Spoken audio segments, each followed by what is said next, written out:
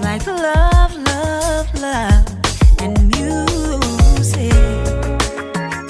La la la, love, love, love, love, love, love, and music. Love, love.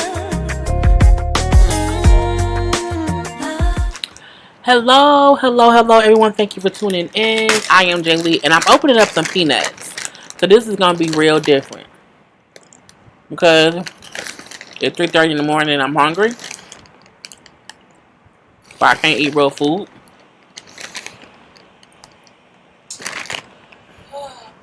Okay. I'm eating some raw walnuts. And my phone keeps going off. So, and I'm not editing none of that out. I could, easily. But the struggle is real. Hello, hello, hello, everyone. Thank you for tuning in. I am Jay Lee. This is Jay Lee's Corner. This is our review for 90 Day Fiance. Season 6, Episode 3. I hope everybody's having a great hump day. Not cutting none of that out. It's 3:37 in the morning. Y'all gonna get this real live video if it kills me. I hope everybody, if you have not done so already, please take a moment and subscribe to my channel. And become a whole J Bird. Hello, hello, hello to my J Birds. Do not forget to like, comment, and share this video, and be a whole active subscriber. Okay, thank you very much. Do not forget to also hit that notification bell to let you know when I have new videos up on my channel. So, this came on Sunday, and I forgot to watch it. No, I was trying to watch yesterday, and I got frustrated because I had a bad day. And so you're getting it today. It's a walnut in my tooth now.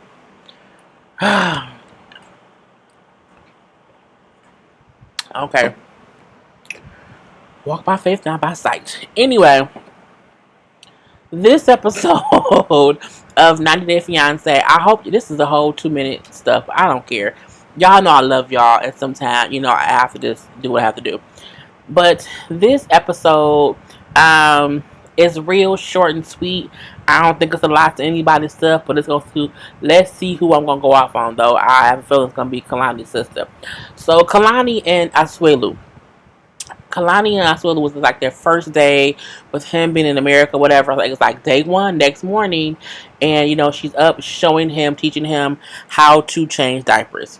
And then Asuelu was like, this is different for me because, in my country on the island, you know what I'm saying, the women take care of the kids, so I'm surprised that, that I'm changing diapers. I'm looking like, well, you was an American now, bruh. You was a whole American in these streets, so you need to be American and change some goddamn diapers. You know what I'm saying? But he also brings up how, the baby's always cranky and crying. And so, like, for me, I can't wait for the time when he won't be like that with me, and he will smile for me. Meaning, right now, my son don't know me. And so whenever he's with me, he's crying and cranky because I'm a whole stranger. And so he can't wait for his son to basically just know who he is and know that's dad. So, we do see our mom is there. So our mom brings up how, she's always been there for the daughter since he has not been around. And so, with him being there, things are going to change or whatever, as far as her having to allow them to have time together and, helping Kalani out. But she knows that she was only there helping because, again, he wasn't here. So all throughout their little thing, they keep, like, her mom, her dad, her sister keeps mentioning how he wasn't there. So, but the mom do say she knows that things are going to start to change soon. So she's taking the baby to give time for Kalani and Asuelu to have time together. And they go to the beach. And he's like, oh my God, like, why don't the trees have coconuts on them? I'm like, so for him, it's just a different world. He's like, what I'm saying? The beach has all these white people and the water is cold. It's just, so different. I can't believe it. And so they sit on the beach just talking or whatever. And he brings up how, he's just happy to be there. He's happy to be there with her and able to be with his son, but he's also very nervous, okay? You know what I'm saying? He says how he's learned from his past mistakes of whatever things he's done to her or whatnot, and how, I'm saying, they have went through so much to get him there that, I'm saying, he's just happy to be here with her. He gets emotional. He was crying and everything, just saying how, I'm saying, he just does not want her family to always hate him. And they shouldn't. The reason they are is because she's been sharing too much. I tell people all the time, you cannot be sharing. The only thing you can't only share the bad. When you only share the bad, it makes people not like who you're dating. Like, sometimes you just have to shut the fuck up, because you don't want someone to get a bad taste in their mouth. Because once you have a person see someone for the bad, they can never see anything good. I'll say that. So he also brings up how, he promised himself when he came there that he would be able to provide for her and their son and be a whole lot family. And he said for him, he also wonders if her family feels like, one, he's too young for her, and not only that he's not good enough for her. And again, he's crying, not like boohoo crying, but as he's talking, he's just emotional and tears are coming down his face, whatever. And so for her, it's like, I hate to see him cry, and I just feel um I feel good knowing that he's determined to get my family to like him. And I'm like, you should be getting your family. You should. I feel like Kalani should be doing more to make her family know y'all should not have this disdain for him. But she has not done that yet. So we see Asuelu, her, the dad, the mom, and the sister all meet for dinner. They all come over and had dinner at the house. It was awkward. It was awkward, but not horrible. It was just too damn quiet. Okay, that was the weird part. So, the dad, was like, I'm saying, what's up with you? What's up with you? What's up with you? What's up with you? And then, Asuelu brings up how, I'm saying, he said, I apologize for not coming to speak with y'all and talk to y'all before getting her pregnant. Okay, I'm sorry for that. I'm also trying my best to be here to look after my family. And then, I'm saying, the dad, like, well, okay. But I want you to know, rule number one is if you disrespect my daughter or my family, I'm saying, we're going to have some issues, like, point blank to the period. And so it got a little bit tense for a second, but it mellowed out. The dad then, like, so what's your plans while you here? I'm saying, like, what you gonna do? And he said, like, well, I don't have like a schooling for it, but I did construction work before. He said, oh, so you a hard worker? He says, yeah, meaning yes, but no, but yes, or whatever. But dad, like, I'm saying, don't let America fool you. I'm saying, America will have you thinking, they will trick you and say, I'm saying, come here for milk and honey. There's milk and honey here. He's like, but what they don't tell you is that the milk is expensive and the honey ain't sweet. Meaning anyone can say, free pussy, free coochie, free penis, but the penis got gonorrhea.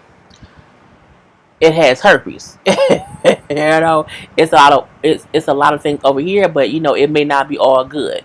So I'm like, that's what I thought when he said it. I don't know why my mind was there, but it did. Anyway, he then asked Asuelu, are you ready to be married?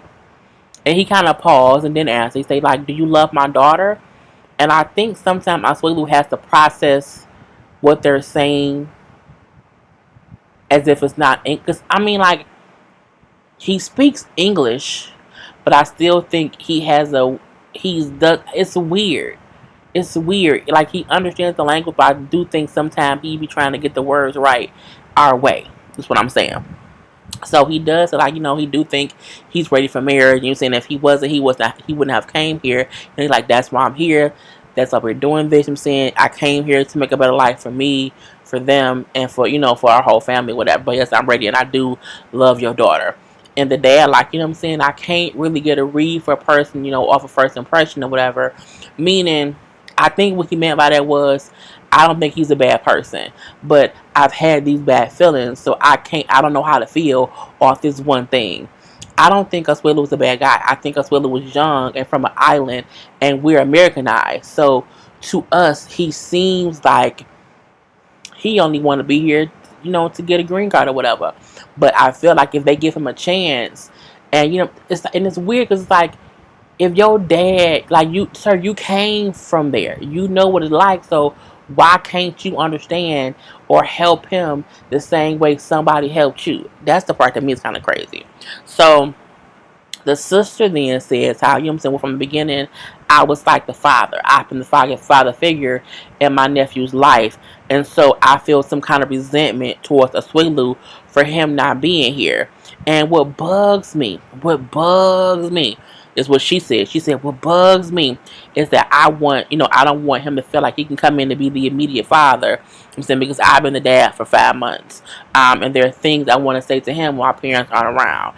And then Kalani then says, well, he knows that you are like the father, so he has to earn that right from you to be the dad. And this would piss me off. They talking like that man was in America all this time. He just chose not to be here. That man lived in a whole different country. That man did not have no visa to get here. Your sister, your daughter chose to go have sex with some man in another country and got pregnant and had the baby. My thing is, y'all knew it would take time for him to get over here. Y'all can't keep talking as if he was a deadbeat father when he just wasn't here. He wasn't here. You had a baby by a person from a country, and you knew he was like, he said he lived in a house that had no windows and was built with rocks. Like, what the fuck did you expect him to do? And so it pissed me off that they're putting off as if he's beneath them and he's a bad person because he wasn't around. Your sister chose to have sex with that man. That was her decision. You can't have a baby by a man who's literally unavailable for you to be in your presence. He literally could not be in your presence because he literally lives in a different country. You can't get mad that it took him so long to get here. That's the law. She should have fucked somebody in her state. Anyway, that was the whole thing. I get so mad. Ashley and Jay. Easy. It was easy breezy, beautiful cover girl. You know what I'm saying? They're still in Jamaica, but they're packing up to leave or whatever. So he meets with his dad before he leaves. Now his dad, he brings up how his mom and dad broke up. And his mom lives in America, but his dad, still in Jamaica. And so he said his dad is a ladies' man. And they call him Pussy Skins because he gets out of coochie. I say, well, that is the name for a person. Pussy Skins? Okay, if you say so. As he admits that she knows for a fact that Jay used to be like his dad, and since meeting her, he's changed. You think so? You think so? You think so? I don't. So Dad pull up. Dad looked real regular. He looked real regular, whatever. You know what I'm saying? And him and Jay talk. I love to hear Jamaican men talk. I love it. The accent, the different way they pronounce, there's a whole language. I loved it. I love them talking and reading the little transcriptions or whatever. Is it called? No, subtitles. Girl. It was amazing. But basically his dad, you know what I'm saying, we don't cry because we real men, and I'm happy for my son or whatever. You know what I'm saying? You have a woman here, so make sure to respect her.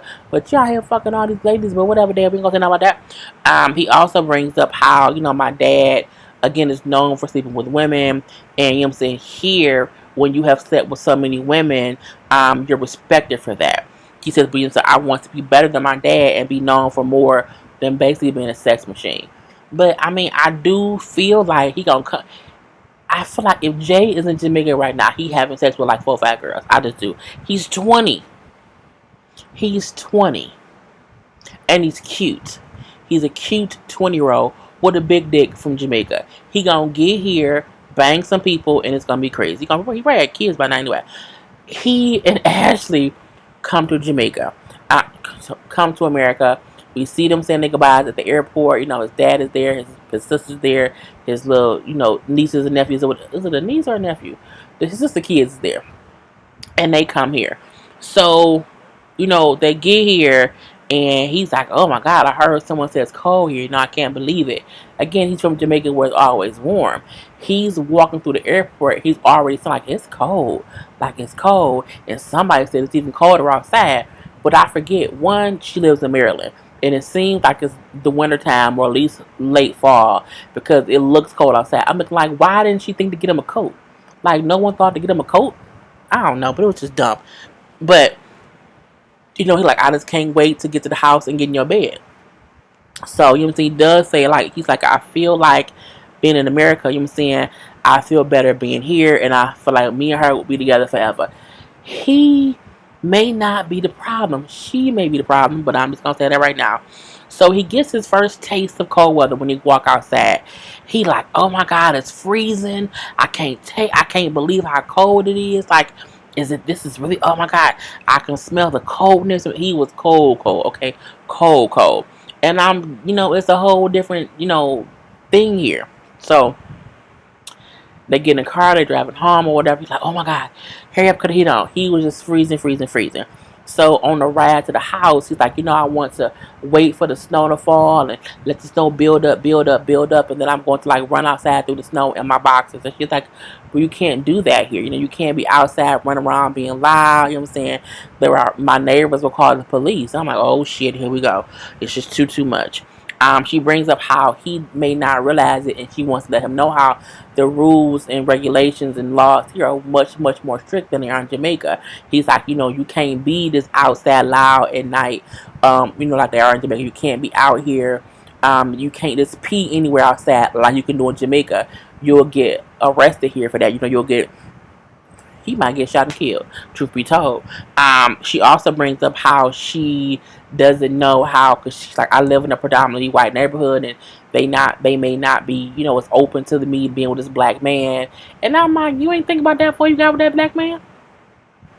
I would at least move first, okay? Because I don't want to make my life more difficult because of the dick I'm sleeping with. This is me. Anyway, she brings up how I know I'm naive. She admits she's naive and says, but I don't know how they're going to react to him being here. And I've been kind of just oblivious to that because she's a white woman, and that's just what happens. They get back to her house, and he likes it. It's like a 5-star hotel. He all laying on the carpet. He doing snow dives and snow angels on the carpet. He jumps on the bed, and he happy to be there. And she looked like, I guess this is a dick I'm gonna keep sleeping with until I walk away from it. And I'm like, I just don't know if they're gonna last. Like, I feel like she's gonna do something to be like, you know what? Maybe I shouldn't be, with him all the time. But she brings up how for her it is amazing to have him home. But at the same time, it was one thing with them visiting back and forth, with her visiting back and forth from Jamaica, but now them having to be around each other 24/7. Girl, you don't even know. Steven and Olga, they easy. He gets there, they're happy. You know what I'm saying? She's a whole pregnant girlfriend. He has not seen her the whole 9 months she's been pregnant. They've only been talking through the video thing or whatever. And so he in Russia, he like, I just hope I don't get lost. He had to take a 7-hour train to get to the town where she stays. He get there, whatever. And you know what I'm saying? He said, well, I hope there's still that spark, because again, I have not talked to her, seen her since, what I'm saying, we had a little time during the summer, whatever. And it was only for 2 months. And 2 months is amazing. In 2 months, you love the person. Y'all gonna be together forever. But he get there and she's there. He was surprised she came because she's so pregnant. And she said, yeah, I want to surprise you. So they hug and kiss, and so they seem happy to see each other. But I'm like, that's that first, I know you. You're the only person I know in Russia. I like to be around you. We don't know how it's going to be. Olga brings up as they're driving to her house how, her life has not been that easy. How she said, I used to live in a place where people live who didn't have parents, meaning she used to be an orphan, live in an orphanage. She says for her, she wants to have a life with Steven in America. And I'm like, it is what it is. So, he gonna be there for 3 months. So for him, he like, the baby's due in about another like week or so. And so I'm gonna be here for, the whole 3 months. And I just hope at the end of the time her visa's approved so we can go back to America as a family. You know what I'm saying? He said, because while I'm here, I only know 3 things in Russia: how to say yes, how to say no, and how to say how are you. I don't know nothing else, because when she was in America, she didn't teach me Russian, because again, we only dated for 2 months, and I didn't see no future with her because she wasn't pregnant. Now she's pregnant, and we have a whole future together. Are you sure? Are you sure? They get to her apartment, and even she brings up how it's gonna be weird because they're not used to being together. She's used to living alone. She has her own little apartment. Even he's like, the apartment's very small, so he just wonders how it's gonna be him, her, and the whole baby. I'm like, well, the baby don't take up that much room. The baby's stuff is what takes up room. And so he also brings up how baby stuff is expensive and how he has no. He said, I have no idea how much it costs to raise an entire baby. When he said entire baby, bitch, I said compared to a half baby, like, and I'm like an entire baby, like, what other kind of baby is it? But I digress. So, he also brings up how, I'm saying, now that I'm here, I brought a little bit of stuff, but we can go get more stuff later. But all he brought was like a breastfeeding pillow for her, a cover thing to where when she breastfeeds, it covers her breast, and maybe like other look like another kind of pillow. But I'm like, you didn't really bring like nothing at all. He like, we know things in America are expensive. If you poor or if you can't afford the expensive stuff, you don't take your ass to Family Dollar, because Family Dollar here in Michigan has a whole baby clothes section, and get some baby clothes because you poor. You can't afford a $30 onesie, but you can go to Family Dollar and get one for $3. I walk past it every time I'm going to the back to get some tissue. You'll walk past the whole baby section. Okay, go to the Goodwill. When you are low income or you don't have the funds to have extravagant, expensive stuff, it ain't nothing wrong with going to get the price friendly stuff. Don't act like you can't afford nothing, bro, at all. So, they go to the store. Before that, she's like, we have to go to the hospital to try to get you permission to be in the room. So I guess she says in Russia, the men aren't allowed to be in the birthing room with the mom. If the man wants to be in there, he has to get special permission to be in the room. And he wants to be in the room. And I'm like, that's going to be weird or whatever. So she then saying in 2 days, we're going to go to the hospital and I'll stay there until I give birth. And he like, wait, you gonna have a baby in 2 days? When's the baby coming? She's like, I don't know, but I have to go to the hospital in 2 days and then just wait for it to happen because my doctor feel like I can go in labor at any moment. So I'm like, the way they do things is very much so different. Like, she has to be at the hospital early. And I'm like, okay. And he like, I thought I had more time. I thought we had like a whole little week. And it's 2 days. I have to kind of process this because he was just not expecting for it all to happen as soon. So so now he all stressed out. Like, what am I gonna do? What am I gonna do? What am I gonna do? They go shopping. Okay, he like, we don't have that much money. She's in school, so she don't have that much money. Neither do I. So I'm confused as to one, how he afforded to go to Russia, let alone how he gonna get back. Okay, and then like, what money did you bring? Like, I mean, I know he's a waiter, so he has like tips, but I'm like, do y'all have a crib, a car seat? You know what I'm saying? Bottles, socks, diapers, formula, like any of that stuff. I'm like, it's any of that stuff, obtained. And so when they go to the store to go shopping, like, it was weird because he like, well, for one, I can't read nothing because it's all in Russian, so I don't know what to say. I can't ask anyone to help me because no one, they all speak Russian. And so he's like, I'm kind of have to depend on her to like pick what she needs. And they made a list of things that they wanted to get. He said, but once we hear, you know what I'm saying, she just keep picking up stuff. And not only she just picking up stuff, she ain't looking at the prices. And I'm like, well, maybe she had Family Dollar, and the price is $1. I don't know. So they get all this little stuff or whatever, and he was kind of just letting her do whatever because he like, I don't know what nothing is. And they get to the restaurant, it was like 1,000, whatever, whatever Russian money is, it was 1,000 of those. And then he asked, like, was 1,000 a lot here? And she was like, oh, yeah, kinda. But I'm like, here, some people feel like $100 is a lot, but it's really not. So I'm like, is 1,000 to them, 100 to us? Because if 1,000 to them is like 2,000 to us, that's a lot for what they got. Because I'm like, it looked like they only got like a little weird car seat thing, and not even a real car seat. Like, it looked like more of a booster seat. So I'm completely confused. But, she was happy for the stuff they got. And so was he. But when he said, yeah, keep the receipt in case we have to return it because you can return it right. She's like, no, we can't return anything. I'm like, you can't return shit in Russia? Oh, bitch. I couldn't be in Russia. I could not be in Russia. Um, who do we have next? Jonathan and Fernanda. Look, I think they're a real couple. I think they both love each other.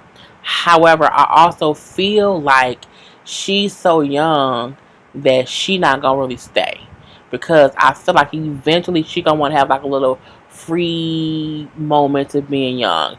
But she's there. She brings up how she's bored because she can't work, because when you're on a visa here, you can't work on a visa, and because she's not 21, she can't go out and party, and so she don't have her friends here, and so she's going out to shop with one of John's friends, Danny. And they're kind of just talking or whatever. Fernanda bring up how, well, tell me about his past relationships. And then she like, before he kept saying how he did not want to get married or whatever. But now, like, things are different. So, which is weird. And then she's like, oh, sorry, processing. Man, I was doing more things, multiple things. So, she's like, yeah, he didn't want to get married before, but then now things are different. And so for now, like, what, I just feel like I don't have anyone to talk to about stuff. My friends are not here. You know what I'm saying? She brings up how she found the underwear, how they made her feel, and how she was just sad or whatever. And then what I'm saying, Danny said, you know what, I'm pretty sure he just moved that dresser and never went through. Like, I don't think he even thought it was in there. Like, I don't think it was like that. Like, I don't think, she's like, men don't think how we think. And he just probably picked it up, moved it from point A to point B, and never thought to go through it to see what's in it. The same thing that he said. So, she do say how, well, finding these pennies made me feel stupid. It made me feel sad. You know what I'm saying? I'm so young and I haven't really lived. And he's 32 and he has the whole past. And so she's just crying. She's sad or whatever. So Daddy was comforting her. It was cute or whatever. But I'm looking like, I just want her to get past this whole thing of I'm just so distraught because he, had these panties and I don't know what to do because he has some panties. I'm like, girl, at least they was clean. We thought. She also brings up, like, for me, I feel like if he, what did she say? If he's down on my side, I have nothing here because I would just have to wait for him. And then she like, maybe it's because I'm so young. And they said, no, I don't think it has anything to do with you being young. I think, men are just stupid, which is very true. So, we then see back at the house, they like hanging up her clothes because she don't have no, like, it's like they don't have no furniture. So all her clothes are like either on the floor or like in these suitcases. The suitcases open and the clothes are just everywhere. So he like, well, let's kind of get your clean clothes together and we'll hang them up. And so well, I need some hangers. It was just, okay, they're hanging clothes up. We do see her FaceTime her mom and talk to her mom for a little while, and her mom is sad that she's gone. She's sad. They're both sad. They miss each other. That whole thing. Her brother missed her, sister missed her, all that things. Her mom does say though, I I believe that you'll be happy there. You know what I'm saying? I'm not kind of worried about you. You know what I'm saying? And what else did she say? Yeah, like, hopefully you can come back with a baby. But it seems like her mom is okay. Her mom is like, I know she's happy, and that's okay with me. And you can come back and visit whenever. And what I'm saying, she brings up also how her family can't come to the wedding because they can't get visas because of the whole State of the Union, basically. And so her mom in the phone call or whatever, she's crying really, really badly. And Jonathan comes in and kind of consoles her. I'm happy he was there for her. She was crying really, really bad, and because she's a kid, she's 19 years old, and she's in a whole new country. And for him, he like, I just want to do whatever I can do for her to make her feel comfortable, and make sure that she's in good hands, and she feels like she's in good hands and she has a good life here. I'm like, if you like it, I love it. I don't know what else to say. If you like it, I love it. We then have Eric and Leida. Leida is delusional simply because I feel like Leida knows Eric is broken. And not broke as in broke, but broke as in he ain't got enough money to support her kid. I think she knows that. Okay, but whatever. So we see them kind of sightseeing in Pennsylvania, whatever. Just kind of spending time together before her parents and her brother come in town to meet him. So we do see that Eric don't like that Leda's sister Raina is there, basically being a whole third wheel, but also being a protective sister. Um, Mainly because he feel like her family in Indonesia is rich, and you know what I'm saying he isn't as rich as them, and they don't know it yet. I'm like they're gonna find out soon. He brings up well, all they care about is money, and you know what I'm saying, and how people want no. When he said people they only care about money, I then wrote to myself, people want to be taken care of. So you can't make it seem as if you know, they want you to be rich, rich, rich. I think they want him to just be able to financially support a person who want their child to marry somebody who can't afford their own life, let alone my child and my grandchild. I wouldn't either. That's just truth be truth. Yeah, truth be truth. Um, we then see like he takes the little kid to go get some food or whatnot. So Lita and her sister are talking, and she's like, you know what I'm saying? What if uh he not, things don't work out like him saying, do you have a plan B? Lita feel like him saying she don't want me standing in the mirror because he's not wealthy. And if he isn't wealthy, they'll make me move back to Indonesia. And then she also brings up how, when he pays child support. He's paying child support to his ex-wife, and I don't get it. Like, she said, we don't have that in my country, so I don't understand why a person has to pay somebody for the kids. Like, he say if he don't pay it, he can lose custody of his children. I'm assuming he was lying to her, or if I don't know, because you don't lose custody of kids for not paying child support, but the mama might send your ass to jail for not paying child support. So I'm like, maybe she's confused on things, but it could be what he told her, who knows. But she brings up how him saying, I just don't like that he pays her child support. I think it's dumb.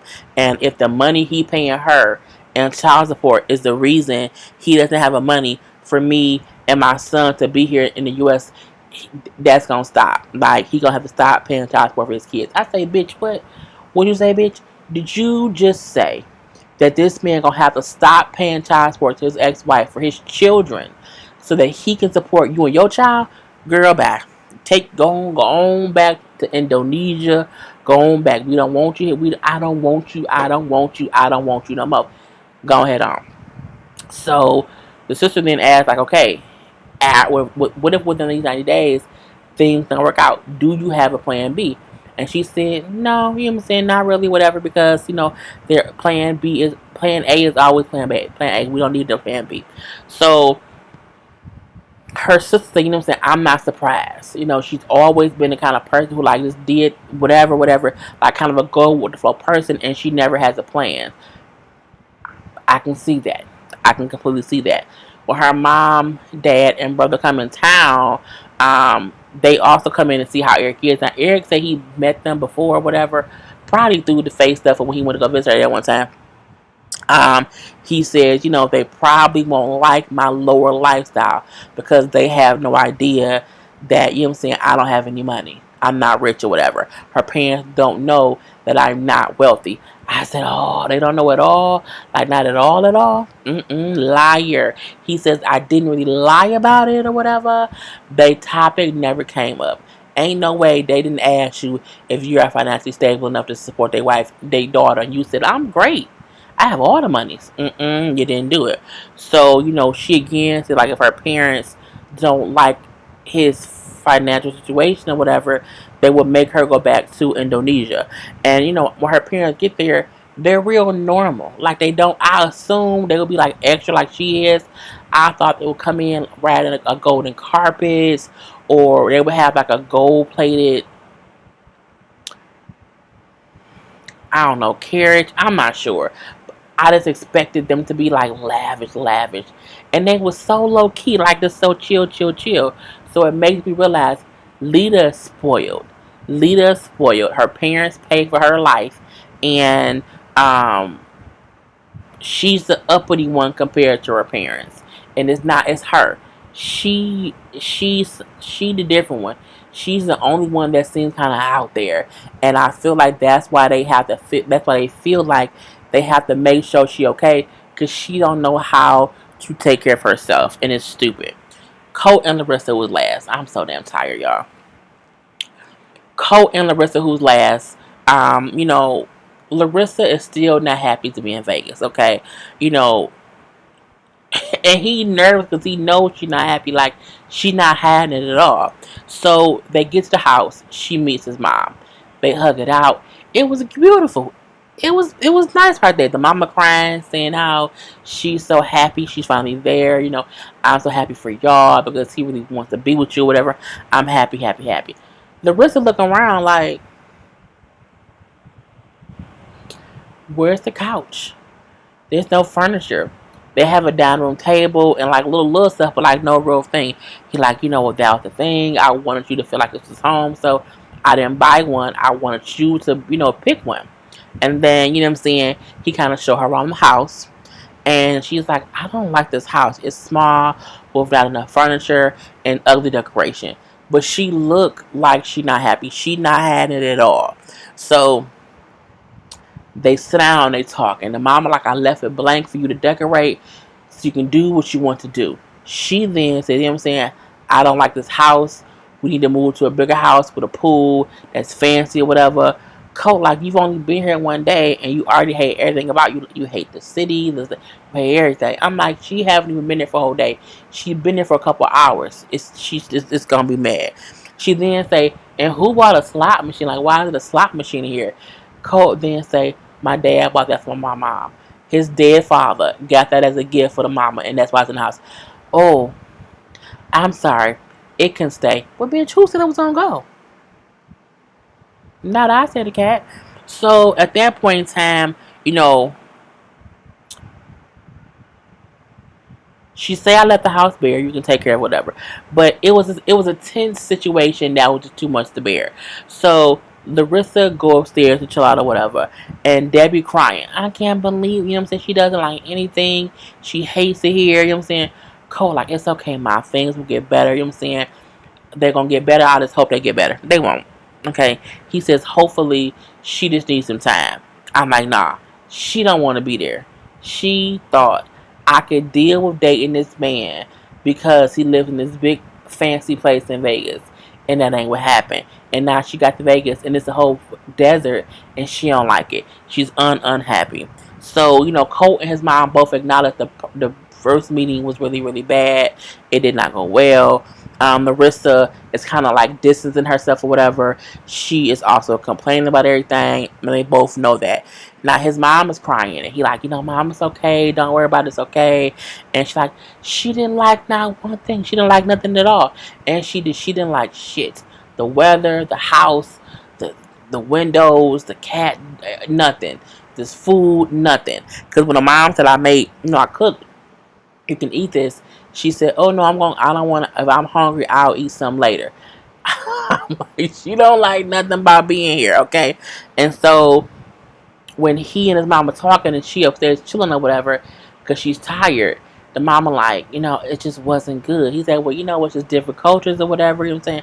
I don't know what you expected. She said, well, I expected some common courtesy, I'm saying? But she couldn't even do that well or whatever.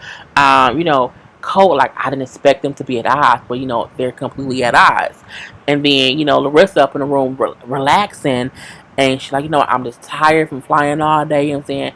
And it's just not good that Colt lives with his mom, and he's kind of just, he's under her titties, okay? He's still being breastfed. He's a whole Obama's boy. The next morning, they in the bed. They look like the weirdest, oddest, one night stand. I don't know who should leave first. This my house. Why won't he leave? No, this my house. Why won't she leave? It was just an awkward. It just didn't look right. It looked like he was a man who paid a prostitute, and the prostitute don't want the money. Like, she like, how can I get out of being paid to have sex? Like, I would give him all the money back plus my tips. It was just awkward. And they in the bed or whatever, right? So, she's like, I'm hungry. I'm so hungry. I'm starving. I didn't eat yesterday. And then he say, my mama made some stew. You didn't want none. Then the cat is in the bed. She's like, no, what is this? What is this? I'm the same way. I don't like animals in the bed with me. I don't. I'm not an animal person. I'm not. So I would have also been like, hey, I need the animal to just not be in the bed. Like, we can't do that. He like, this is her home. She's family. It's okay. I'm looking like, see, that's that bullshit. She then say, I don't like the cat. The cat need to lose weight. I said, bitch, what? You called that man cat fat on day 2? Bitch. He like, don't fat shame my cat. My cat ain't fat. I mean, the cat a little chubby. It's a little chubby, but it's a cat. It's whatever. She then say, that cat weighed 200 pounds. She doesn't weigh 200 pounds because she tried to pick her up. I can't do this. She's just too fat. He like, my cat is not fat. It was so funny because she was adamant the damn cat was fat. She then said, I've never seen a cat so fat in my life. I said, she still, it was crazy. So she go downstairs and she starts making breakfast. She's cooking or whatever. And he brings up how usually his mom cooks some breakfast, but this would be something different. So she like, we'll go wake your mom up, have your mom come and meet us for breakfast. He said, well, no, if you want to talk to her, you can go get her. She's like, Colt, go get your mother. Like, can you just do that for me, please, or whatever. So, Mom, you want to come down for breakfast? Mom, meatloaf. If you don't know what that's from, you too young to watch my videos. Anyway, Mom come down. Eat it like she made like breakfast sandwich, like a little egg, a little sausage, a little bacon. You know what I'm saying, some BLT or whatever. And so she comes down. Things were tense, but not as bad as they were the day before. So she's like, "Oh yeah, the food is good. It's fine. The mom then said, yeah, usually, Colt don't eat that much bread. He doesn't like bread that much. So usually for breakfast, he'll have scrambled eggs, some sausage, something like that, some little. He been like, Mom, it's not a big issue of, if sometimes we don't always have to have the same thing for breakfast. Well, bitch, cook yourself. Cook your own stuff and we wouldn't have to worry about it. You can't complain to me about what I cook every damn day if your ass ain't cooking. We don't have to have the same thing every day. If I'm cooking, we do. If I'm cooking, you can have every day scrambled. I want some scrambled eggs. Some scrambled eggs and some sausage. Okay, some thick sausage. But he's saying that to make Larissa feel better. But whatever. So Larissa then said, well, yeah, because I'm going to get you to eating healthier, because I'm going to be your whole wife. So I'm going to make some changes. And it's just awkward. It's just so awkward with them there. And I'm like, I don't know who to believe about. We shall see how it works out. And that's how the episode went off. So I hope you guys enjoyed. Please like, comment, and share this video. I am Jay Lee. This is Jay's Corner. Peace. He's like love, and music.